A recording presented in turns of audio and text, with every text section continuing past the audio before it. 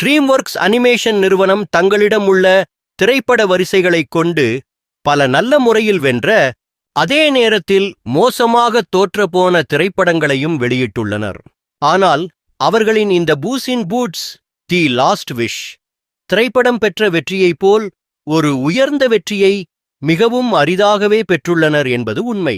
ஷ்ரெக் திரைப்படங்களின் கிளைக்கதையாக வெளிவந்த முதல் திரைப்படமான பூஸ் இன் பூட்ஸ் நல்ல வெற்றிகரமான திரைப்படம்.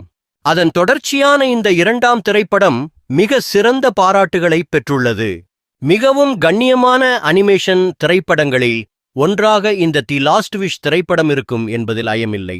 நல்ல உயர்தரமான கதை அமைப்பில் உள்ள அட்டகாசமான இந்த திரைப்படத்தையும் தவறவிடாதீர்கள்.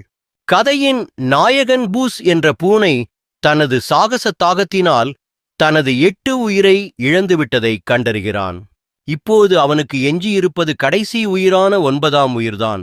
இதனால் அவனுக்கு மரண பயம் தோற்றிக்கொள்கிறது. இதனால் தனது இழந்த உயிர்களை மீட்டெடுக்க ஒரு மாபெரும் பயணத்தை தொடங்குகிறான். அதுல வேணானா இல்லையா என்பதே கதை.